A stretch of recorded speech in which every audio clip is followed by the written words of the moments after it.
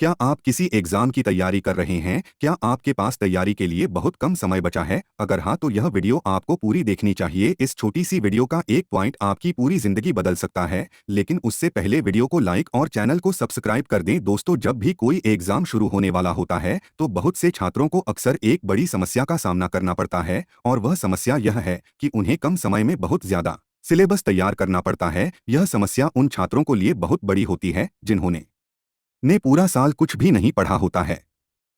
अक्सर छात्र इंटरनेट में कुछ इस तरह के सवालों के उत्तर ढूंढते रहते हैं, जैसे एग्जाम की तैयारी एक महीने में कैसे करें, या एक हफ्ते में कैसे करें, या फिर एक दिन में कैसे करें। आज हम यहाँ आपको कुछ टिप्स देंगे जिनसे आप बहुत कम समय में ज्यादा से ज्यादा पढ़ाई कर सकते हैं और एग्जाम में बहुत अच्छा स्कोर हासिल कर सकते हैं। यह खास टिप्स आपकी हर परिस्थिति में मददगार होंगी, फिर चाहे एग्जाम की तैयारी में एक महीना बचा हो, एक हफ्ता बचा हो, या फिर एक दिन, या फिर कोई अन्य प्रतियोगी परीक्षा। तो आइए जानते हैं कुछ खास टिप्स। नंबर एक, सबसे पहले पुराने पेपर और सिलेबस देखें, थोड़ा रिसर्च करें। किसी भी एग्जाम की तैयारी शुरू करने से पहले पूरा सिलेबस और पुराने पेपर्स देखकर थोड़ा रिसर्च जरूर करें। पहले जाने की सिलेबस में कितने चैप्टर और टॉपिक दिए गए हैं, फिर पुराने पेपर्स देखकर यह जानने की कोशिश करें कि नंबर एक, किस चैप्टर से सवाल जरूर पूछे गए हैं। नंबर दो, किस चैप्टर से सबसे ज्यादा सवाल पूछे गए हैं। नंबर तीन, किस चैप्टर से सबसे कम सवाल पूछे गए हैं। नंबर चार, किस चैप्टर से सरल सवाल आए और किस चैप्टर से कठिन। इस पूरी एनालिसिस के बाद आपको समझ आ जाएगा कि कौन सा चैप्टर और कौन सा टॉपिक एग्जाम के लिए सबसे ज्यादा महत्वपूर्ण है। आपको यह भी समझ आ जाएगा कि कौन सा चैप्टर आप आसानी से तैयार कर सकते हैं और किस चैप्टर में सबसे ज्यादा मुश्किल। अगर आपके पास एग्जाम की तैयारी के लिए एक महीने का समय बचा है तो आप इस एनालिसिस में आधे से एक दिन का समय दे सकते हैं। अगर आपके पास एक दिन का समय है तो यह एनालिसिस आपको 10 से 15 मिनट में कर लेनी चाहिए। नंबर दो, सिलेबस और पुराने पेपर्स की एनालिसिस के बाद चैप्टर्स को तैयार करने के लिए एक प्राथमिकता सेट करें और एक टाइम टेबल भी बनाए। हो सकता है कोई चैप्टर तैयार करते वक्त 10 से 15 मिनट कम या ज्यादा समय लग सकता है, इसलिए टाइम टेबल बनाते वक्त हर चैप्टर या टॉपिक के लिए कुछ समय का मार्जिन ले। एक बार टाइम टेबल बनाने के बाद उसमें किसी भी तरह के बदलाव से बचे। अगर आप बार बार टाइम टेबल बदलेंगे तो आप टाइम टेबल ही बदलते रह जाएंगे और आपकी तैयारी नहीं हो पाएगी, या हो भी पाएगी तो बहुत कम। इसलिए जो भी टाइम टेबल बनाएं एक बार में बनाएं और उसका सख्ती से पालन करें। एक चैप्टर को तय समय के अंदर या उससे पहले तैयार करने की कोशिश करें। नंबर तीन, आसान चैप्टर्स को पहले तैयार करें।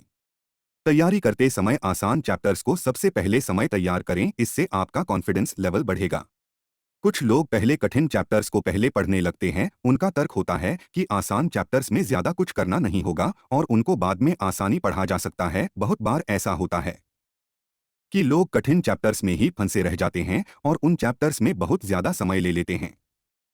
इस चक्कर में आसान चैप्टर्स भी नहीं तैयार हो पाते, इसलिए कठिन चैप्टर्स को बाद में पढ़ना चाहिए।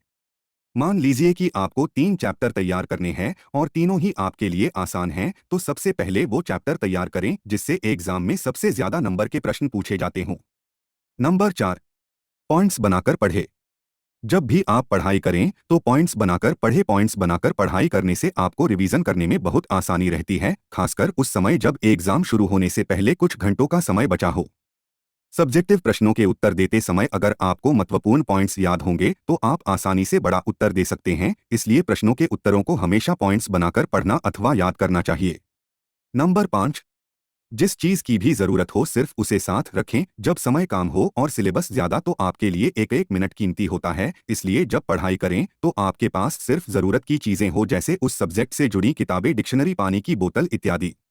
उस चीज को साथ न रखें जिससे आप पढ़ाई में ध्यान केंद्रित न कर पाए। यदि आपकी पढ़ाई के लिए लैपटॉप जरूरी न हो तो उसका उपयोग न करें। अगर इंटरनेट की बहुत ज्यादा जरूरत हो तो स्मार्टफोन साथ रखें, पर उसके इस्तेमाल से जहां तक हो सके बचें। नंबर 6, पढ़ाई के बीच ज्यादा ब्रेक न लें और अगर बोर हो तो ग्रुप स्टडी करें। अक्सर आपने लोगों से सुना होगा कि पढ़ाई के बीच जरूर ब्रेक लेना चाहिए। यह बात तभी तक सही है जब आपके पास समय बहुत ज्यादा हो और सिलेबस बहुत कम। जब आपके पास बहुत कम समय हो तो आपको पढ़ाई के बीच ब्रेक लेने से बचना चाहिए। अगर आप पढ़ाई के बीच में बार बार ब्रेक लेंगे तो आपकी एकाग्रता भंग होगी।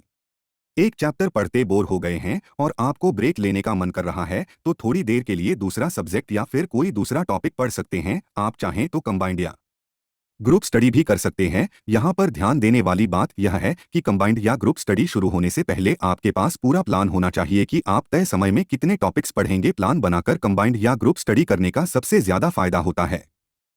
नंबर 7, भरपूर नींद और उचित आहार ले। जब आप कम समय में ज्यादा पढ़ाई करते हैं तो अपने मस्तिष्क पर ज्यादा दबाव पड़ता है, इसलिए इस समय आपको भरपूर नींद लेनी चाहिए जिससे आपकी एकाग्रता क्षमता पर कोई प्रभाव न पड़े। इस समय आपको बैलेंस डाइट लेनी चाहिए और आपको मैदे से बने खाने से बचना चाहिए क्योंकि मैदे से बनी चीजें या फास्ट फूड खाने से आलस्य बढ़ता है और आपके मस्तिष्क की कार्य क्षमता घटती है।